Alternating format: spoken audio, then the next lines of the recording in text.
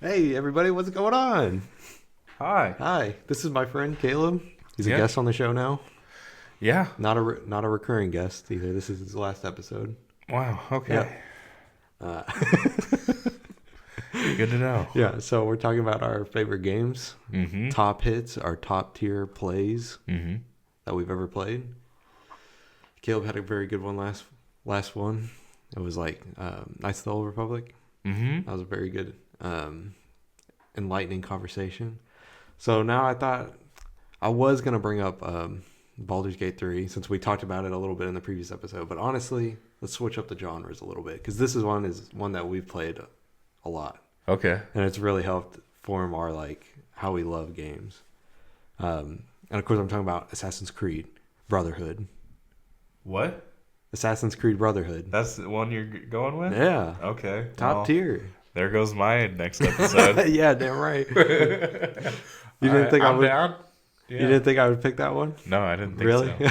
No. Yeah, I was like, I wanted to think of one that we both had played that was like really a big part of what kept us like gaming, Okay. and what got us into gaming, and I feel like Brotherhood is like prime example of that. Yeah. Two, I played a little bit of two, and two was I finished two, but it wasn't anything like Brotherhood. I don't think. And What? 2? Yeah. Assassin's Creed 2? Yeah. Yeah. Yeah. Well, I mean, it was the same character. You kind of Yeah. learn Ezio's story. Yeah. I mean, And it was it was badass then because it was like this dude has a crossbow. yeah. You know. Yeah. But I felt like Brotherhood was just like so like Insane. everything and more, and it's like it all took place in Rome, right? Yeah. It only took place in like that big city. Huge place. And it's like because like in 2 you go to like all these different cities. I don't remember that. but You don't? maybe- Yeah. You start in like I think it's like Firenze or something. Well, maybe Florence. Florence, yeah.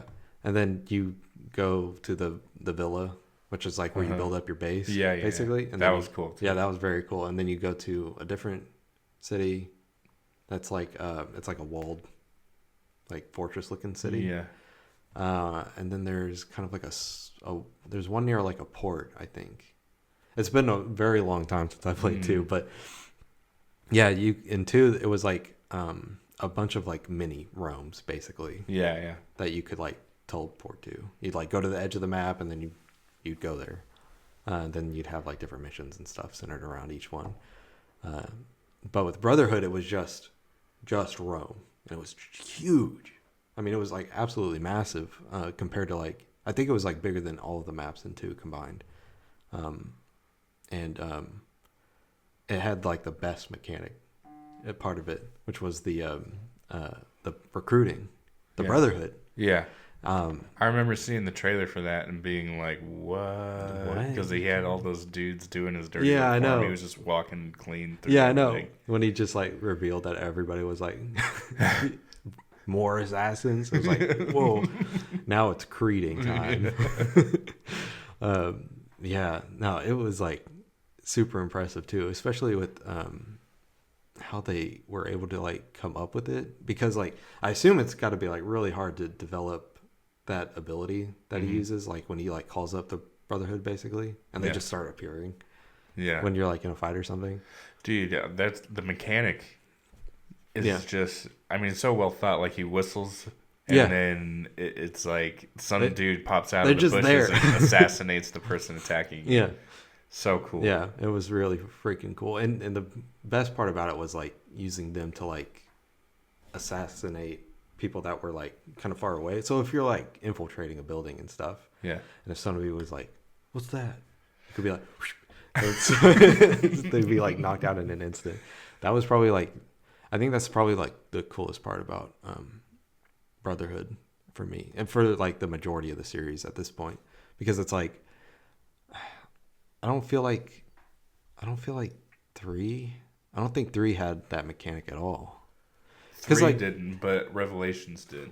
Yeah. It was like a Revelations was like it was like continuation of that. Brotherhood more, Brotherhood plus. Ezio's trilogy was 2, Brotherhood, and Revelations. Yeah, and in Revelations they had that kind of like tower defense game. Yeah, where you like put people. That was pretty effing cool too. Yeah, that was kind of insane. And it went way more in depth in the assassin management. Yeah, that's when they were really going hard on like.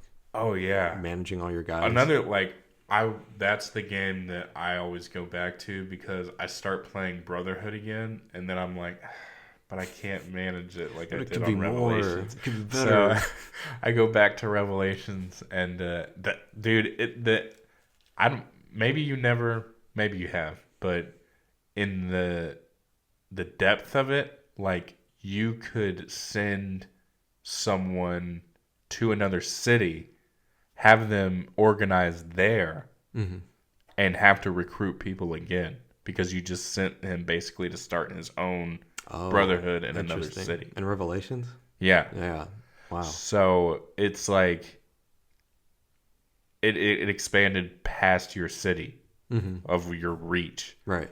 And once you got people operating in the city, it would make things like easier. Like missions in that area would be easier to when you send somebody over there. Right. Yeah. Because you could send someone to stay over there, and you could also send them there to do a mission and come back. Oh yeah. So like I said, once you're operating in that area, the missions get easier for them to do. Yeah. So intricate, so cool. Yeah.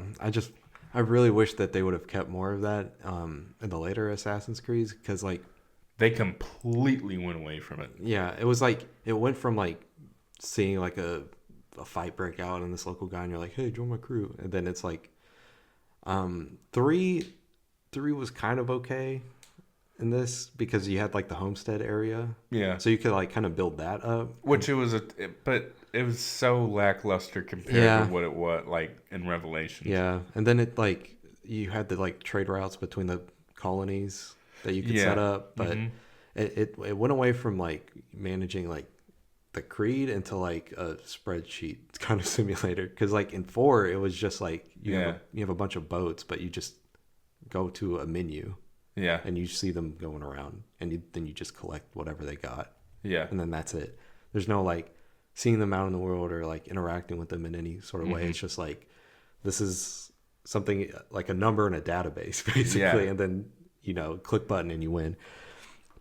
Same thing with Unity. Unity did that too, but they like, I think they removed it from the game and like put it in the app.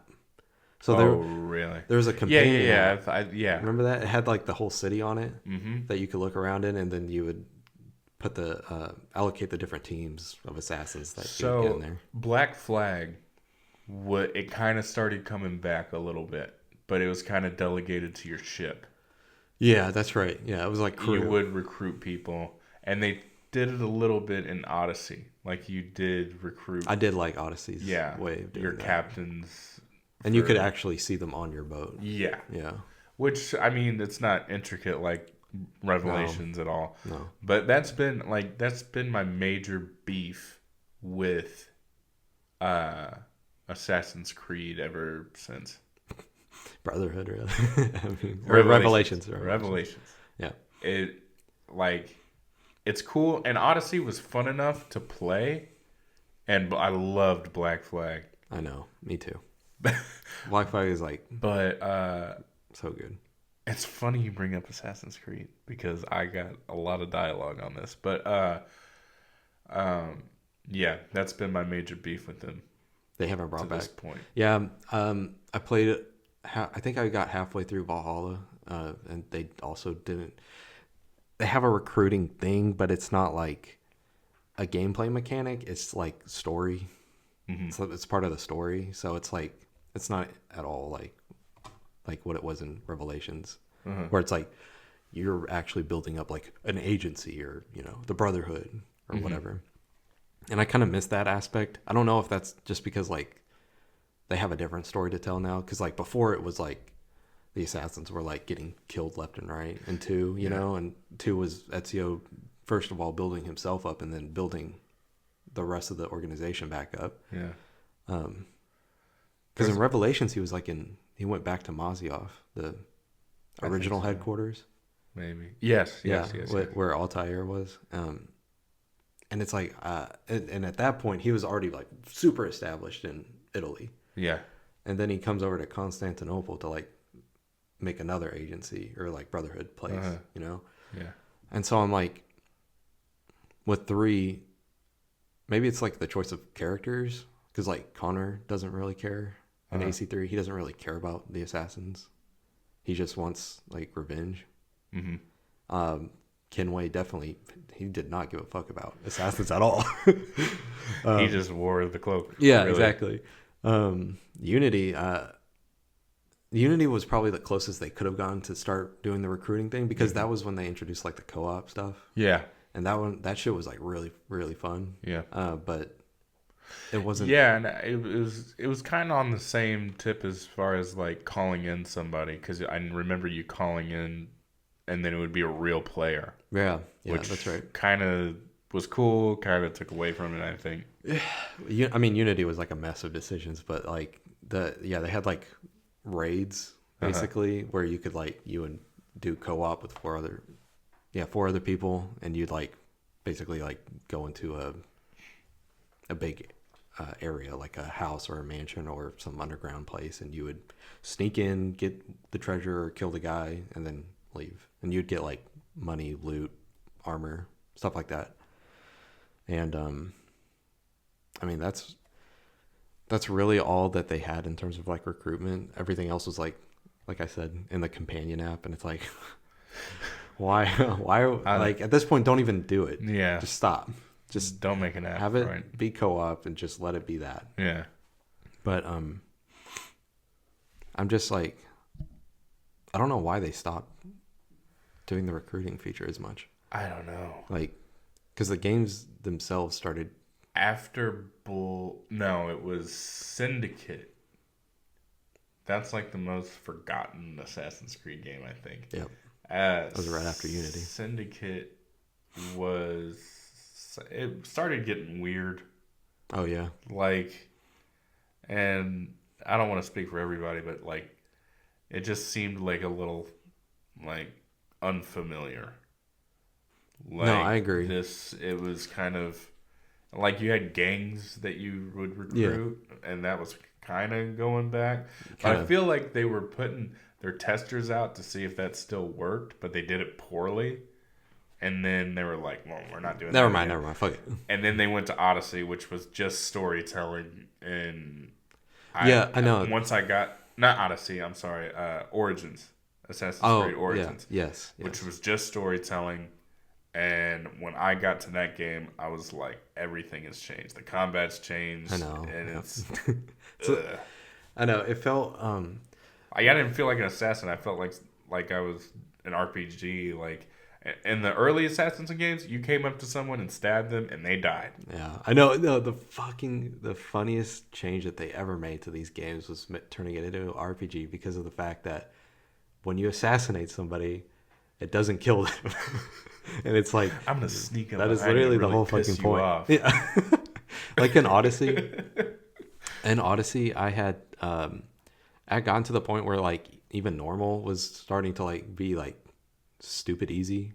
Yeah. Because of all the abilities and stuff that I could use. So I cranked up the difficulty to like, I think it was hard or whatever like past that is. Yeah. And even then I had gotten to the point where I could, do the counters, use all my abilities.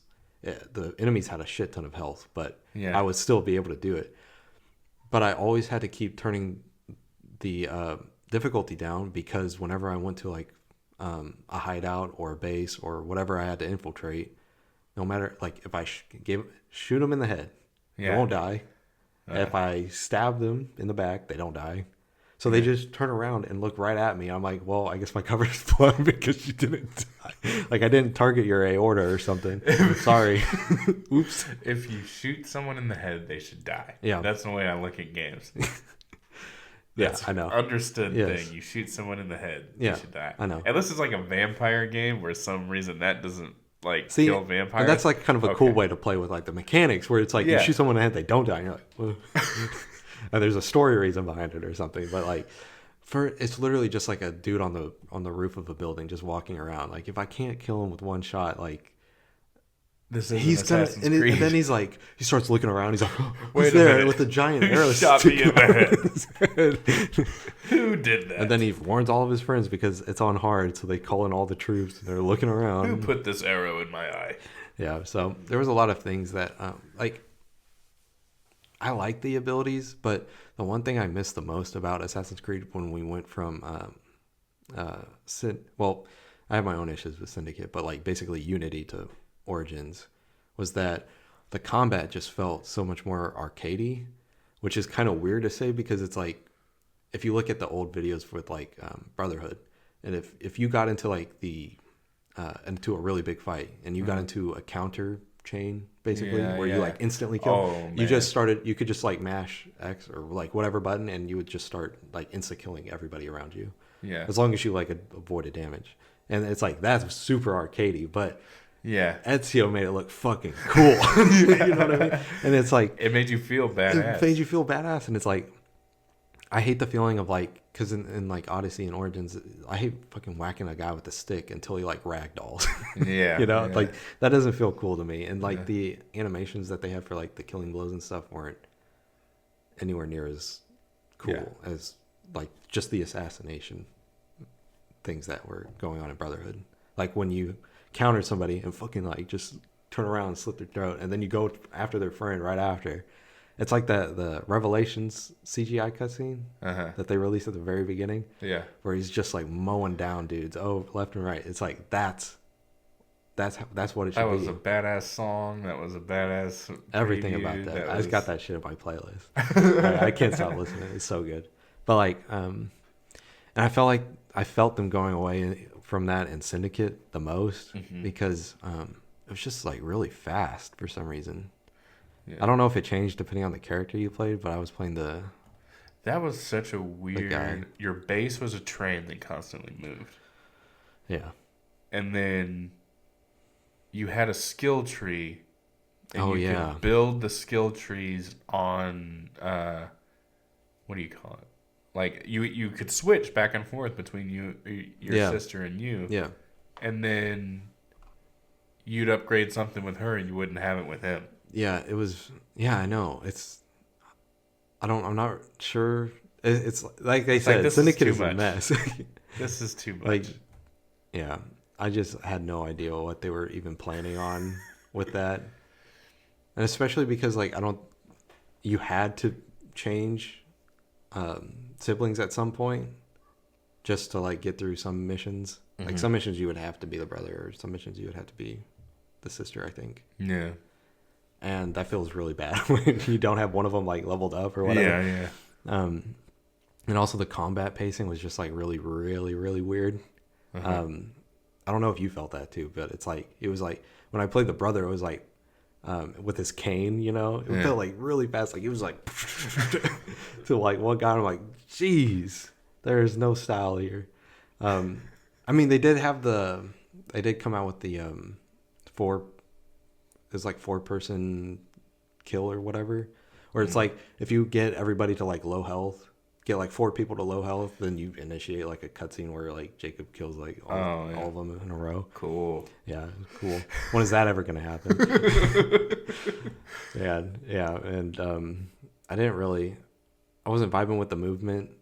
Like there was like zero parkour because the streets were so gigantic. Kind of grapple you'd shoot up. You'd use the grapple more because like first of all, the buildings were so high, but the streets were also super wide as well. Yeah, and they're far apart. Yeah. The buildings are so far apart. And so all you would do is use the grapple hook to get around. And it was like, this is Spider-Man, not really Assassin's Creed anymore. Or what is it? Just Cause. Yeah, exactly. Yeah. Yeah. That's how I felt about it. So. What I was gonna add is that I just found out that Watch Dogs is direct, like Watch Dogs Legion Mm. is, and we'll probably do our own podcast on Oh, that game alone, but that'd be a good one. um, they are directly connected. Like there is assassins in. Did you know this? Yeah, yeah. Yeah. I'm replaying it right now, and I was blown away. It's so I was like, that is no like way. one of the coolest revelations in the game I've ever. Like, Yeah. that is like I wasn't expecting them to. I was hoping they would. I knew Yeah. there'd be Easter eggs, but I didn't think they'd directly. Well, that's the connect thing that like you could look at Watch Dogs as an Assassin's Creed game, really. Definitely, yeah.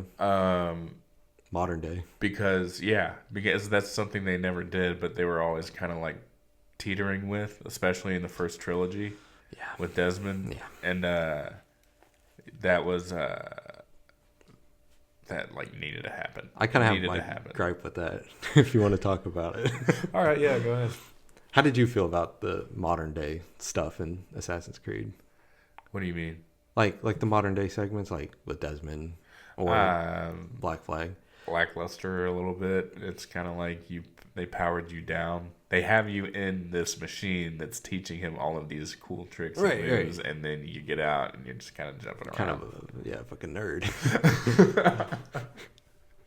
Honestly, I think those were probably some like I can't remember if I was directly interested in what was going on with modern day stuff, but I always remember every time I started one of those older Assassin's Creed games, I'd be like, get me into the game right now. Yeah. Well, I can skip all this. You out of and I think they even have like to where you can skip like they came out with this like the trilogy in one disc. Oh yeah. And they even have it to where you can skip all that. Oh really? Yeah. I might need to do that then because like I can't tell you how like how sluggish that those sections feel sometimes. It's like honestly like you could cut out all those parts of the game and they'd be fine. Yeah. Except for probably like except for the end of 2. Cuz that's when like he sees Desmond or something. Yeah. So probably can't cut it out, but I don't know. I can see why they stopped including it as much in like Unity onward. It just disrupts your fun. It's like and they definitely did it horribly in the original trilogy because it was like it was like you would get to like this really cool part and you like unlocked a new ability or something and then they pull you out because they have to talk to you about something going on. Yeah. Like something's going on with the order or something. Yeah. I'm like, thanks. Cool. Guys. And then they like build up like the modern thing and then never did anything with it. They build it up so much. Like now we're gonna save you and now you're gonna be the guy and all that. I actually never finished 4. So I don't know. What is 4? Black Flag, sorry. Oh, okay. Yeah. It was like Assassin's Creed 4, Black Flag, and then they got rid of all the numbers after that. I never finished Black Flag's main story, so I don't know if anything happens directly with their modern day. I don't know if you have either. Not really. You didn't? Their Black Flag was like, you weren't even Desmond. Yeah, I know that. I know that part. It was very disconnected. Like there was a lot of Easter eggs you could have got out of the Animus and gone and looked at, but it wasn't very. I don't know the right word. It wasn't very like intentional with it. Right. Like I know the other 2 people that were part of Desmond's crew were there. Yeah. They were in it, but I had no idea like what they were doing. I guess they were like spying on Abstergo. It was a Abstergo. You're in an Abstergo facility, right? And they've like kind of mainstreamed the Animus to where it's like they worked out all their kinks. So Subject 16 isn't, that didn't happen again. Yeah, and it's kind of like a key card. You just hop into chair and like whatever. And yeah. So it kind of like. It's first person, so you don't even really see yourself. So it's kind of like you being yourself in this Abstergo facility, and you see them like kind of you recognize them, but no one else does. So they're like kind of like staking it out, kind of trying to make a move on the facility. What I got from it, but they never really. I mean, as far as I could tell, I basically got to the final mission. I think it run like they break free with you or something like that. Okay, interesting. If I I don't really remember, but I think that's what happened. Yeah. Like alarms start going off and paradise shattered. Right. Yeah. Yeah. So, well, that's interesting because, like, I know in I want to say it was Unity. There's these points in Unity where you get like video messages or something from them. Yeah. I think, right? Yeah. And then I forget what they did in Syndicate. I think they got captured in Syndicate. I don't remember anything from Syndicate. This is me piecing it together. Again, like this is the thing is like I do not really invest myself into the modern day plotline because like all the fun stuff happens in the past. So it's like I feel like until you get to Watch Dogs Legion, and then it starts kind of picking up. There you go. Then you just play that. Then it's modern day. Yeah. Yeah. See, and that's the problem is like they also working with the constraints of the engine, so they can't just give you like a fucking gun. It's like all they have is bow and arrows, or like muskets or something. I guess so on some level, but I mean there is like you could write a story. Where they works. could definitely make it more enjoyable. Yeah, but they just didn't want to because they were like the main part of the game development was we like history. It's like okay, more power to you. I mean, they had those modern day sections back in this last trilogy. I think the biggest one that people were asking for when it started getting really popular was a World War II. Because there was so much rich history in World War II. Yeah. And you could even argue that the Templars have like taken over Germany, which were more like, what do you call it? Totalitarian or something. Totalitarian, like yeah. Yeah, exactly. And then the freedom fighters would be like the freedom fighters. Right. The assassins. Yeah. I remember that. That's what they were talking about that a lot when was it Connor? Was it 3? I forget. There was one where it was like right after we finished one of them, we were like, they got to do World War II next. Yeah. I can't remember. I think it was 2. Yeah. It was either 2, maybe it was Unity. I can't remember because in Unity, they had those like time rifts that you could do. And one of them was like World War II. Yeah, which was really they were kind of hinting at that hard. They must have had plans for it and then pulled out or something. Yeah, because like at the beginning of Unity, they have the whole thing where you play as somebody else, and you go through and you're playing, and you like kill like the master of one of these guys, and then it logs you out, and you're like you zoom out of this like selection screen, and it's like Italian Renaissance, and you're playing as like all the assassins are on there, but it's clearly Abstergo's. Yeah. And one of them's like Assassin's Creed 3, the American Revolution, and it has Connor on there, and then it warps you into Unity. And I think one of them was like World War II on there. Like the time period was like World War II. And I was like, oh my God, are they like announcing their plans for like the next one? You think so, but it might have just been fan service. Yeah, no, it definitely was. And I saw 3 and I was like, I was very naive. So I thought like they had remade like the Ezio's trilogy in 3 and it was all in Unity and you could like back out of the menu and select it. Because it looked like it was literally like a select menu. Yeah. But yeah, I really hope that they do cover at least one of the world wars at some point. But yeah, I think World War I would be best. Yeah, I think so too. That's like a big one that most popular companies. Then they can like tease Hitler. I mean, and then they could just do a sequel. And yeah, there you go. That was an episode of Top Tier Play. Thank you for watching. And be sure to check out the rest of our content on Typhoon. We've got a bunch more coming for you. Stay tuned. Nice.